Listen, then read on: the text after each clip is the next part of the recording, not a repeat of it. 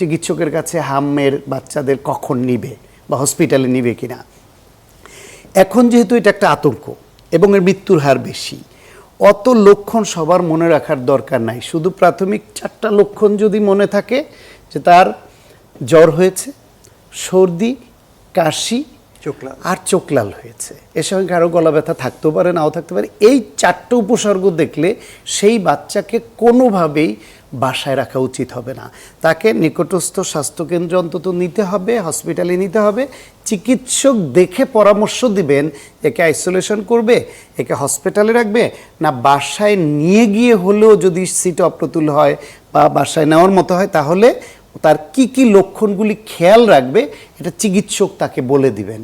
কোনোভাবেই এই 4টা লক্ষণ দেখা যাওয়ার পরে এই মুহূর্তে তাকে বাসায় রাখা উচিত হবে না। পুষ্টি মানে টিকা হচ্ছে স্পেসিফিক একটা ডিজিজের বিরুদ্ধে, সেটার প্রিভেন্টিভ হিসেবে কাজ করবে নির্দিষ্ট একটা রোগের বিরুদ্ধে, কিন্তু পুষ্টি হচ্ছে সমস্ত এইরকম প্রতিরোধযোগ্য সমস্ত রোগের প্রতিরোধের একটা বিষয়, সমন্বিত একটা বিষয় হচ্ছে পুষ্টি। এখন সেই পুষ্টি শুধুমাত্র পুষ্টিকর খাবার খেলো, কিন্তু সেই পুষ্টিকর খাবারটা সে কিভাবে প্রসেসিং করলো, কিভাবে রান্না করলো, সে উপাদানটা ঠিক মতো দিল কিনা, একই পুষ্টি উপাদান অতিরিক্ত খাওয়াচ্ছে নাকি সে ব্যালেন্স ডায়েট খাওয়াচ্ছে, এইগুলি আমাদের দেশের প্রচলিত ধারার শিক্ষিত লোকদেরও এই ধারণাগুলি নাই। তারা শাকসবজি সিদ্ধ করতে করতে তার সব পুষ্টি ধ্বংস করে ফেলেন।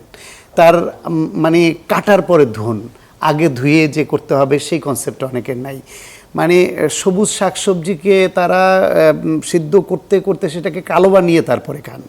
ফলে এই যে সমস্ত বিষয়গুলি প্রশিক্ষণটা দেওয়া, স্বাস্থ্য সচেতন করা, তাদের এই যে ভ্যাকসিনটা ঠিক সময়ে নিল কিনা সেই বিষয়ে মনে করিয়ে দেওয়া, এই জন্য 1 লক্ষ স্বাস্থ্যকর্মী নিয়োগের যে অঙ্গীকার আছে এইটা খুব গুরুত্বপূর্ণ অঙ্গীকার। এখন সরকার মাত্রই এসেছে, আসার পরে তারা নানান রকম ট্রাবলে পড়েছে।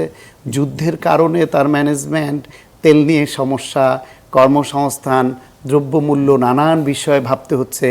সংসদে দৈনন্দিন মানুষের এই প্রয়োজনীয় বিষয়, এই যে হাম নিয়ে, তেলের সমস্যা নিয়ে, দ্রব্যমূল্য নিয়ে, এই ফুটপাতের লোক উচ্ছেদ করছে, তাদের কি হবে এইসব নিয়ে আলোচনা না করে সংসদে শুধু সংস্কার আর সংবিধান নিয়ে আলোচনায় ব্যস্ত থাকতে হচ্ছে ফুল টাইম।